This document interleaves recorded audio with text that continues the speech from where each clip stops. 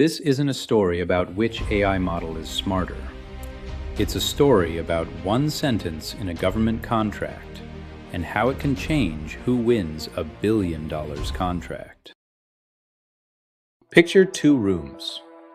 In one room, a top AI lab says, "We'll work with the US government, but not if you want our model used for mass domestic surveillance of Americans, and not for fully autonomous weapons."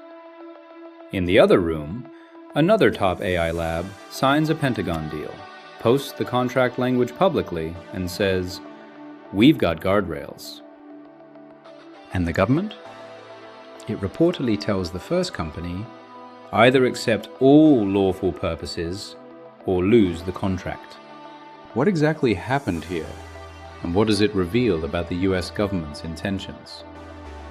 Not only for using AI in the domestic surveillance of Americans, but also in the development of fully autonomous weapons. Let's walk it through cleanly. Facts, incentives, and what's still disputed. Anthropic didn't suddenly show up at the Pentagon. Back in November 2024, Anthropic partnered with Palantir and AWS to make Claude available to US defense and intelligence customers through Palantir's platforms. Basically, meet the government where it already buys software.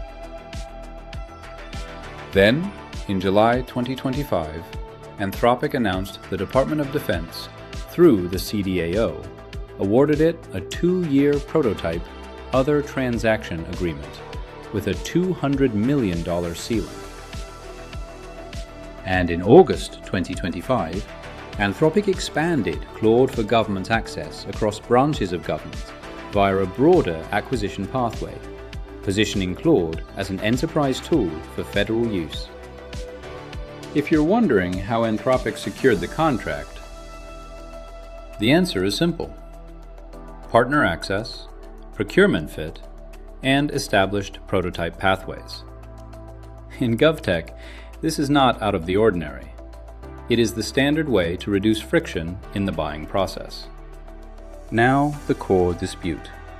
Anthropic says negotiations hit an impasse over 2 exceptions it wanted carved out from lawful use. First, mass domestic surveillance of Americans. Second, fully autonomous weapons.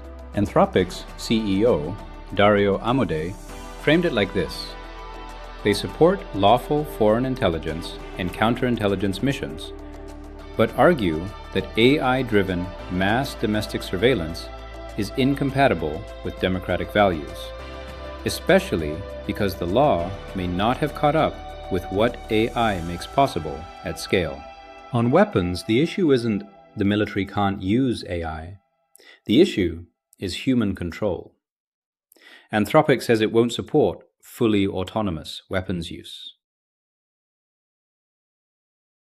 On the other side, reporting indicates the Pentagon pushed for access for all lawful purposes and argued it's not a contractor's job to set mission boundaries, especially when missions evolve. According to Tech Policy Press's timeline, Defense Secretary Pete Hegseth gave Anthropic a deadline, February 27, 2026, to accept unrestricted, all legal purposes use. NPR reporting also quotes a Pentagon official position that legality is the Pentagon's responsibility as the end user, not the vendors. This is the philosophical clash in one sentence. Anthropic said, "We need explicit bans for specific high-risk uses." And the Pentagon said, "We won't accept vendor-written carve-outs. We'll follow the law and policy." So, what happened when Anthropic said no? Anthropic did not budge publicly. On February 27, 2026, Anthropic published a statement saying Hegseth was directing the department to designate Anthropic a supply chain risk, and that this followed the impasse on those 2 exceptions. Then, within days, major outlets reported that President Donald Trump ordered federal agencies to phase out Anthropic technology. And per Reuters, on March 2, 2026, Treasury and the Federal Housing Finance Agency moved to end Anthropic use. And Reuters reports a 6-month phase-out for defense and other agencies to stop using Anthropic technology. So the visible outcome is straightforward. Anthropic holds its 2 red lines. The government escalates, publicly and operationally, toward cutting ties. OpenAI didn't start from zero here. In June 2025, OpenAI announced OpenAI for Government, including a DoD contract with a $200 million ceiling aimed at prototyping frontier AI for administrative operations, healthcare navigation, acquisition data workflows, and cyber defense, stating use cases must align with OpenAI's policies. This is the same time when Anthropic was awarded the 2-year prototype Other Transaction Agreement with a $200 million ceiling.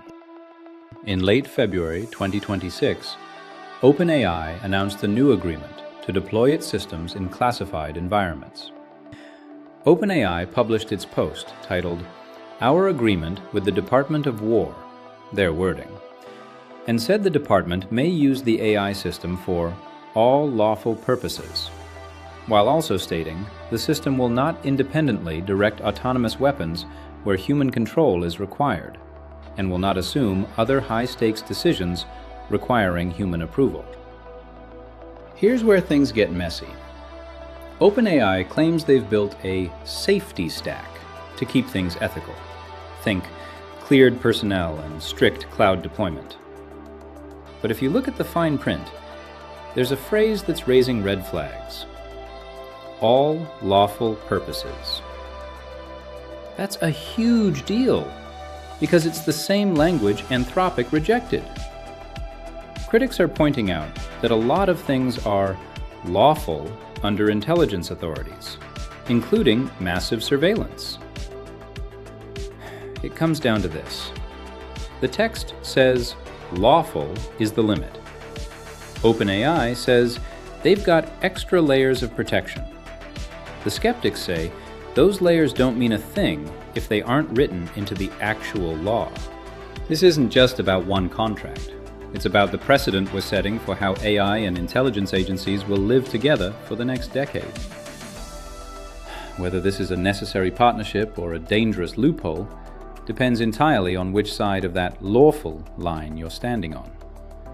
For now, the fine print is all we have. I am Wakas, and you are watching the Martech Goats channel. For more informative videos, like, follow, subscribe, and share this channel in your circle.